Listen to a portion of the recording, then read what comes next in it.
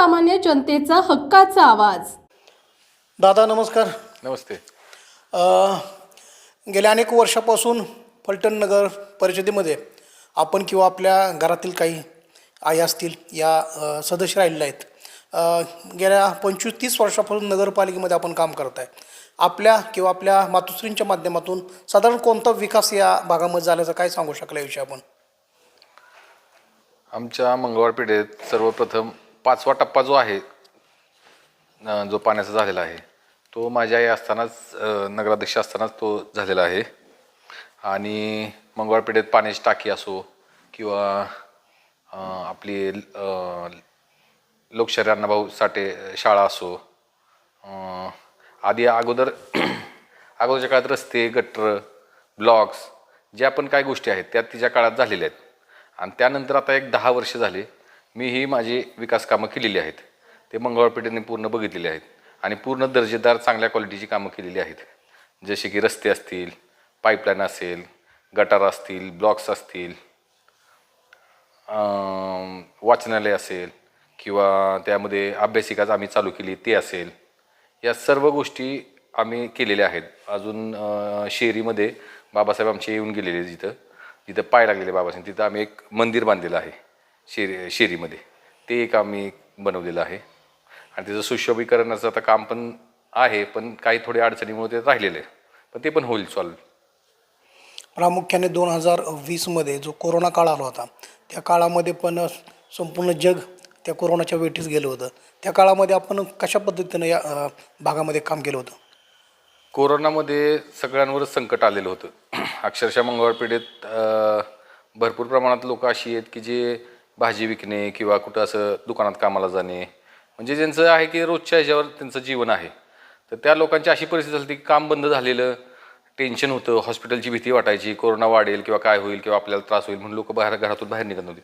त्यावेळेस आम्ही लोकांना जेवण देण्यापासून किंवा दवाखान्याचं असेल किंवा एखाद्याची अशी परिस्थिती होती की भावाला विचारत नव्हतं, त्यावेळेस आम्ही स्वतः सुपर्णा माझी मिसेस डबा बनवायची, आम्ही हॉस्पिटलमध्ये जाऊन द्यायचो.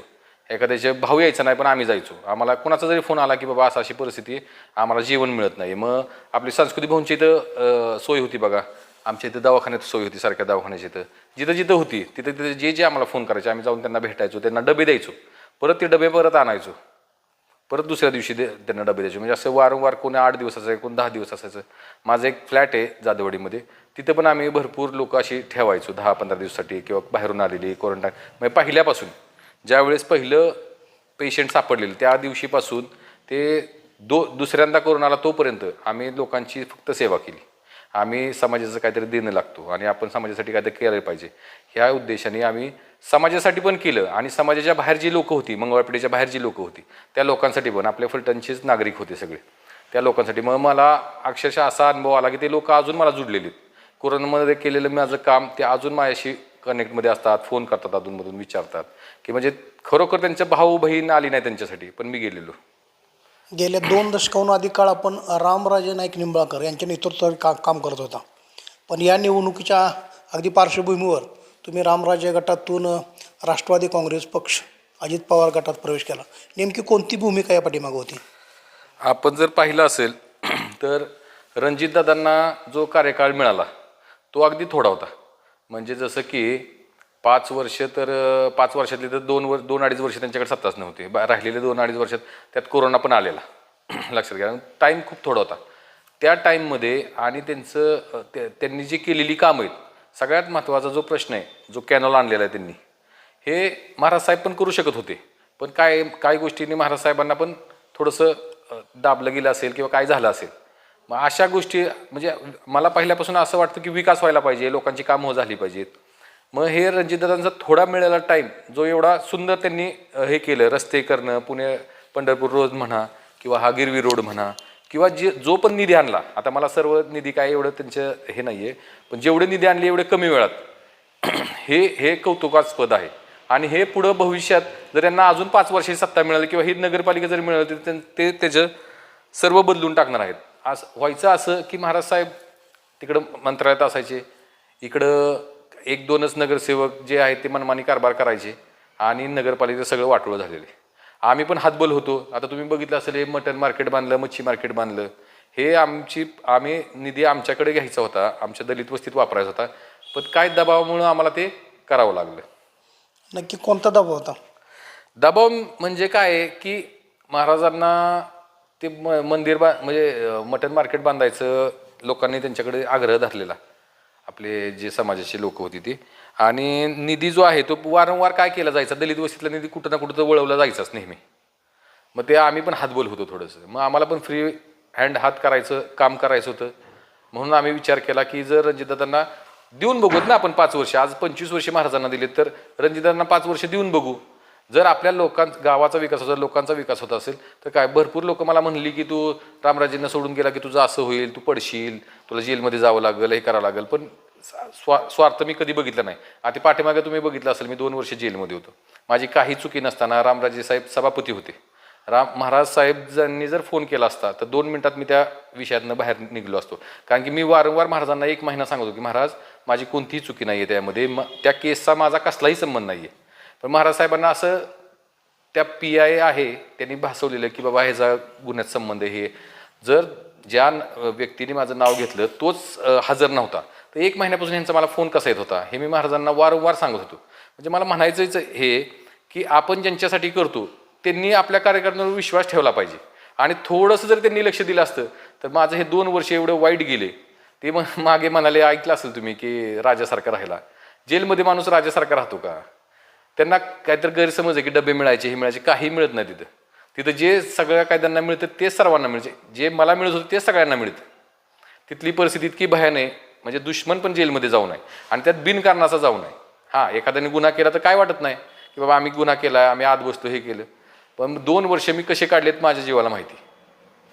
जसं की आपण आत्ता सांगितलं की आपण 2 वर्ष खूप मोठी शिक्षा बघून राहिली आहे. पण या मंगळवार पेठेमध्ये काही दिवसापूर्वी रामराजे साहेबांची सभा झाली होती आणि त्या सभेमध्ये त्यांनी असं म्हटलं की तू उभं राहण्यापेक्षा तू तुझ्या आता बायकोला किंवा मिसेसला समोर केलेले आहेत. म्हणजे तुम्ही आता तुमच्या मिसेसला या ठिकाणी निवडणुकीत उतरवलेलं आहे. विषय असा आहे की मी आज तुम्ही बघितलं असेल तर 14 वर्ष झाले मी लोकांची सेवा करतोय, लोकांची कामं करतोय. एवढ्या मोठ्या प्रमाणात तुम्ही खासदारकीला बघितलं असेल, आमदारकीला बघितलं असेल की माझी कामाची पद्धत कशी होती. लोक माझ्याबरोबर होती, मंगळवार पेठेतली सर्व जनता माझ्याबरोबर होती. मंगळवार पेठेतली जनता अशी आहे जो काम करेल त्याच्याच मागे उभं राहते. आणि महाराज साहेबांनी जे सांगितलं तर आता याचं उत्तर मी 21 तारखेला देतो की मी माझ्या पत्नीला का उभं केलं ते. तसं तुम्ही आता तो उल्लेख केला की 21 तारखेला उत्तर देईन, पण त्यांनी दुसरा एक या ठिकाणी मुद्दा उपस्थित केला की जो या ठिकाणी झोपडपट्टी एरिया आहे त्या झोपडपट्टी एरियामधले ज्या काय घरं आहेत ते घरं त्यांच्या स्वतःच्या मालकीच्या जागेवर आहेत असं त्यांचं म्हणणं आहे.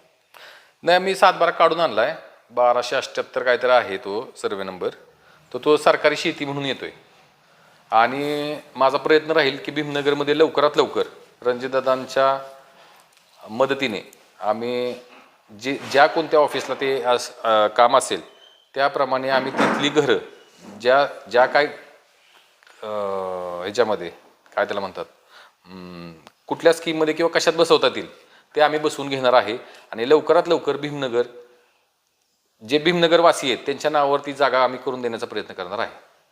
त्याचवेळी विश्वजित राजे यांनीसुद्धा आपल्या मिसेस ज्या सुपर्णाताई या निवडणुकीला सामोरं जात आहेत त्यावेळेस त्यांनी असे म्हटले की लोकांना आवाहन केलं की आपल्या मुलाला मत देणार का दुसऱ्यांच्या मुलाला मत देणार.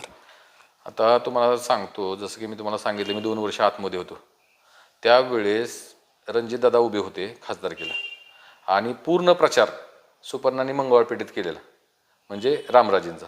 त्यावेळेस सुपर्णा चालत होती मराठा समाजाची किंवा काय जे त्यांना जातीपातीचं राजकारण करायचं ते चालत होते. मग आत्ताच कशी चालत नाही 25 वर्षानंतर. दुसरा सगळ्यात महत्त्वाचा प्रश्न आहे की येणारी जी निवडणूक आहे त्या निवडणुकीला तुम्ही कोणते मुद्दे घेऊन या जनतेसमोर जाणार आहात. आता माझी तर कामं आहेतच मंगळवार पेठेत, लोक कामं केलेली कधी विसरणार नाहीत. लोकांचे रस्ते गटर वगैरे ज्या पण गरजा आहेत, ज्या मूलभूत गरजा आहेत त्या तर मी पूर्ण केलेल्याच आहेत. मग लहान मुलांसाठी शिक्षण असेल, अभ्यासिका असेल, हे तर केलेलेच आहेत.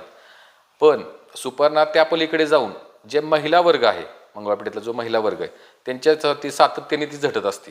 त्यांच्या कुठल्या अडचणीला ती पुढे जात असते.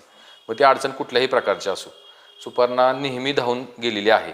आणि लोकांची पण तिच्याबद्दलचं जे प्रेम आहे, मंगळवार पेठेने जे तिला मुलगी म्हणून मानलेलं आहे, ते प्रेम येत्या 21 तारखेला 100% तुम्हाला दिसणार आहे. तुमच्या प्रतिस्पर्धी जे उमेदवार आहेत त्यांनी या ठिकाणी भाषण करत असताना असा मुद्दा उपस्थित केला की तुमच्याकडून मतदारांच्यावर दबाव आणला जातो आहे आणि जास्त दबाव आणला तर जेलमध्ये टाकायला पण कमी करणार नाही. मंगळवार पेठेतल्या सर्व महिला ह्या माझ्या भगिनी व माता आहेत.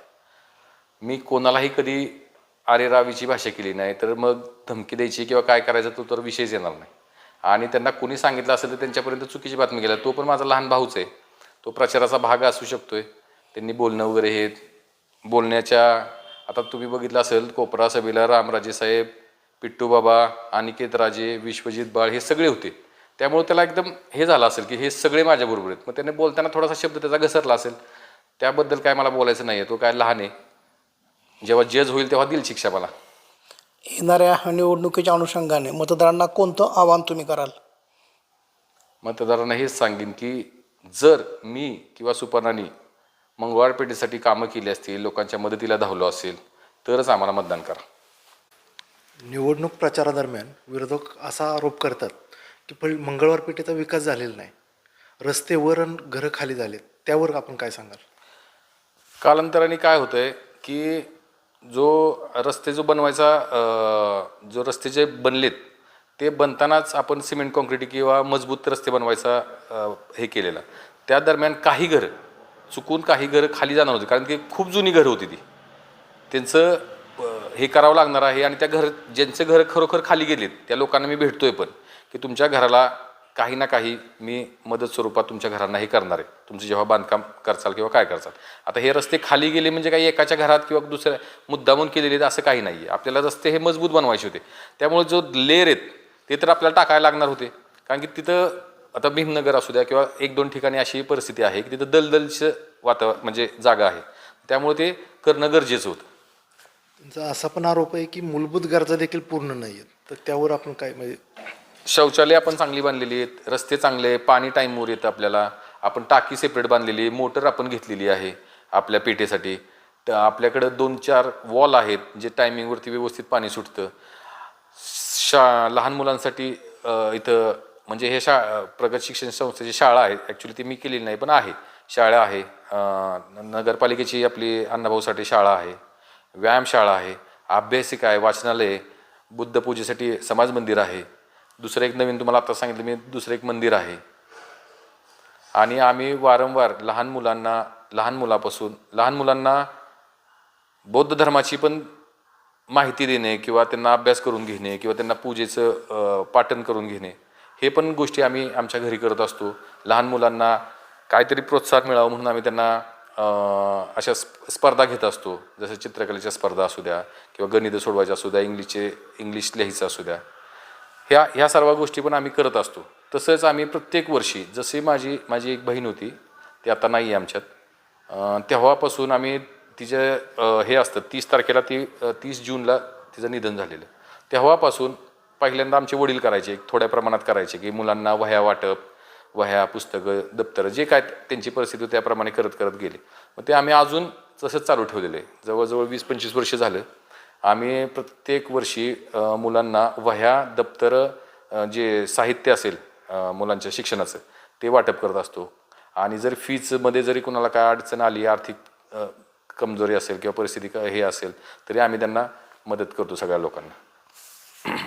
मंगळवार पेठेसाठी भविष्यात विजन काय आहे, म्हणजे स्वप्नातील मंगळवार पेठ कशी असेल? मंगळवार पेठेत आता फक्त आमच्या एकच गोष्ट करायची आहे, महिला सक्षम करायच्या आहेत. महिला सक्षम झाल्या की विद्यार्थी सक्षम होणार, विद्यार्थी सक्षम झाले की अधिकारी बनणार आमच्या मंगळवार पेठेतले. कारण की डॉक्टर बाबासाहेब आंबेडकरांनी आमच्या सांगितलेलंच आहे की शिका, संघटित व्हा, संघर्ष करा आणि शिक्षण हे घेतलं पाहिजे. तर त्यासाठी आमच्या डोक्यात फक्त एकच आहे की आमची काही लोक आर्थिक परिस्थितीने थोडी नाजूक आहेत. तर शिक्षण जर आपण घेतलं, शिक्षण जर आपण त्यांना चांगल्या प्रकारचं दिलं, त्यासाठी त्यांच्या आईला पण काहीतरी व्यवसाय करून देणं किंवा त्यांना आर्थिक मजबूत करणं, याच्यासाठी पण आमचं एक धोरण आता असणार आहे की महिलांसाठी, रणजितांना आम्ही बोललेलोच आहे की महिलांसाठी आम्हाला काहीतरी असं द्या की त्यांना घरी बसल्या व्यवसाय होईल, त्यांचं आर्थिक हे वाढेल. आणि जे आमचे बेरोजगार मुलं आहेत त्यांना जे आता दादांनी सांगितलेलं आहे 1-2 ठिकाणी आमच्या हे होणार आहे, आपले MIDCs होणार आहेत, तर तिथं पण मुलांना मंगळवारपेठेतल्या लोकांना जास्तीत जास्त प्राधान्य मंगळवारपेठेतल्या लोकांना होणार आहे. नगरसेवक पदाच्या कार्यकालात भुयारी गटर योजना अंमलात आली, तर त्याबद्दल आपण काय सांगाल? तर भुयारी गटर योजनेत वारंवार ते जे मुदत वाढवायची, या सगळ्या वरच्या लेवलच्या महाराज साहेबांच्या बाबांच्या लेवलच्या गोष्टी आहेत. ते आम्ही काय इंटरफेअर करत नव्हतो त्या गोष्टीत, कारण आम्हाला इंटरफेअर करून दिले जात नव्हतं. मग ते मुदतवाढ वाढवा म्हणले की आम्ही ऐकायचो त्यांचं, आणि मुदत वाढत गेल्या, कामं झाली नाहीत व्यवस्थित. आणि भुयारी गटरचं आपण बघितलं असेल काय झाले ते. आज जवळजवळ आम्ही नगरसेवक होतो तेव्हा 2-3 वेळा मुदतवाढ दिल्या. आता हे 4 वर्ष तर झालं तर बंदच आहे, म्हणजे प्रशासकच आहे. त्यामुळे ते खूप नुकसान झालेले, म्हणजे त्या निधी पूर्ण व्हायला गेला असं मी म्हणू शकतो. आपण मगाशी म्हणला की दलित विकास फंड इतरत्र वळवला गेला. आता तुम्ही ज्या पक्षामध्ये गेला आहात तिथं तुमची अशी काही चर्चा झाली का की इथून पुढं तरी कमीत कमी दलित विकास फंड जो आहे, जो आमच्या हक्काचा आहे, तो आमच्या पेठेमध्येच किंवा जिथं दलित लोक राहतात त्या ठिकाणीच वापरावा? दादांना मी ह्या गोष्टीची हे केलेली, कारण की काय झालेलं आहे, माझा जो वॉर्ड आहे तो थोडासा असा मार्केटमध्ये गेलेला आहे, व्यापारपेठेत गेलेला आहे. तर तिथं अशी शक्यता वाटली मला की जो मार्केट आता बनतंय नवीन, जो हे करतं सुपर मार्केट जे बनणार आहे, तर मी दादांना क्लिअर बोललेलं की दादा, आमचा जो निधी आहे, आमचा जो दलित वस्तीचा निधी आहे, तो जरी वॉर्ड दलित वस्तीत आता तुम्ही घेतला असेल तर तिथं 1ही रुपया न वापरता मंगळवार पेठेत जास्तीत जास्त पैसे त्या ह्याचा निधी जो आहे तो इथं वापरणे. आणि दुसरा एक मगाशी तुम्ही प्रश्न असा उपस्थित केला होता की राजगटामध्ये असताना 1 आणि 2 फक्त नगरसेवक आपला मनमानी कारभार करत होता, तर त्याची कधी आपण महाराज साहेबांच्याकडे किंवा श्रीमंत संजीवराजांच्याकडे कधी तक्रार केली होती का? हां, वारंवार तक्रार केलेली, त्यांच्या पण लक्षात यायचं, पण पुढं काय हे लागत नव्हतं, पुढं काय त्यांना व्हायचं न्याय नाही. मिळत नव्हता. हां, आम्हाला न्याय मिळत नव्हता, आणि आमचा निधी सगळा त्यांच्यानीच चालायचा, ह्या कुठल्या वॉर्डमध्ये टाकायचा किंवा काय करायचं. मग ह्या न्यायाला किंवा ह्या अन्यायाला कंटाळून आपण दुसरीकडे पक्ष प्रवेश केला. हो. आपल्या भागातील महत्त्वाच्या आणि ताज्या बातम्या पाहण्यासाठी गंधवार्ता न्यूज चॅनलला यूट्यूबवर सबस्क्राईब करा आणि बेल आयकॉन प्रेस करा.